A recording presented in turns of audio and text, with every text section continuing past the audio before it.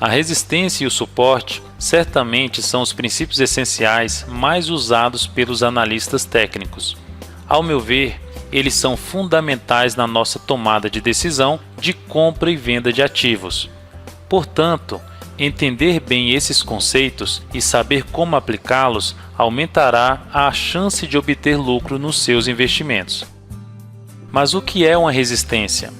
É um patamar ou uma região no gráfico onde há um interesse de venda maior por parte dos investidores, a qual costuma gerar uma pressão vendedora suficiente para interromper a trajetória de alta do preço, conforme mostra as figuras 1 e 2. Qual a psicologia por trás da resistência? A memória humana associada aos fatores de oferta e demanda criam as resistências. Como assim? Imagine que você comprou a ação Vale 5 a R$ 50, a qual estava em uma trajetória de alta. No entanto, após a sua compra, o valor dela começou a cair, chegando aos R$ 45 após alguns dias. Qual o pensamento que virá na sua mente ao ver seu investimento cair 10%? Geralmente será: quando voltar ao preço que comprei, pularei fora. Por acaso você já passou por algo parecido?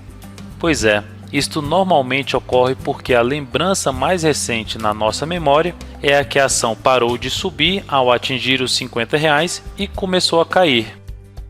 Logo, o medo de que isto ocorra novamente faz com que você e outros investidores nesta mesma situação queiram vender a Vale 5 por um valor mais próximo ou igual ao da compra.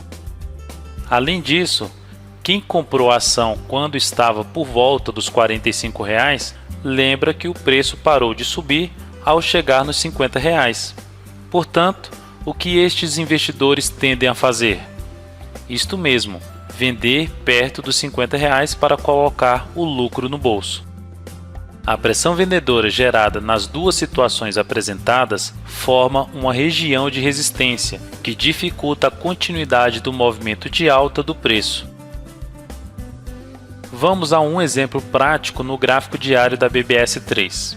A primeira situação é dos investidores que compraram por volta dos R$ 30, ponto A no gráfico. A segunda é dos que compraram em torno dos R$ 28,60, ponto B do gráfico. Ambos tendem a vender quando o preço voltar para a região dos R$ 30, pois viram recentemente que o preço parou de subir neste ponto e começou a cair. Repare que quando o preço voltou para a região dos R$ 30, a pressão vendedora dos investidores impediu a continuidade do movimento de alta, ponto C no gráfico. No ponto D, tivemos o mesmo comportamento por parte dos investidores, o que desencadeou um grande movimento de baixa. Quais são os pontos que encontramos resistências no gráfico?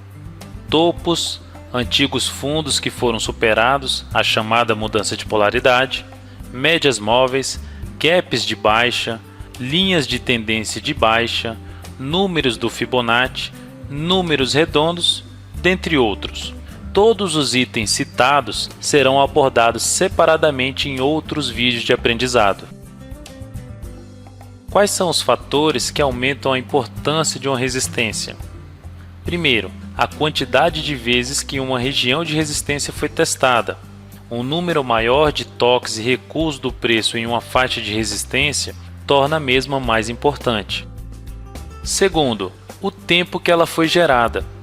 Quanto mais recente, mais importante será a resistência. Por quê?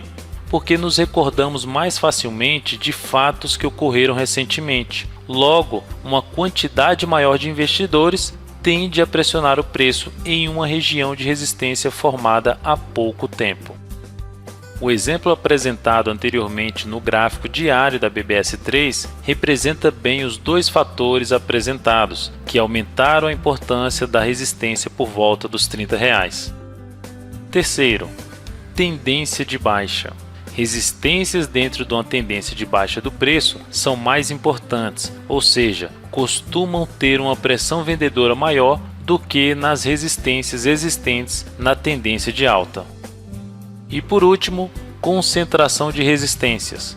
Uma faixa de preço que coincide mais de um ponto de resistência, como um topo anterior e um número redondo, torna-se mais importante, pois normalmente proporciona uma pressão vendedora maior. Como tirar proveito das faixas de resistência? Já aprendemos que a resistência é uma região no gráfico que costuma haver uma pressão vendedora maior. Ótimo! Mas o que fazer com esta informação? Simples, vender na resistência ou comprar no rompimento da mesma. Como assim? Vamos voltar ao exemplo da BBS 3. Primeiro, imagine que você está comprado por volta dos R$ 26 e sabe que em torno dos R$ 30 há uma região de resistência. O que fazer?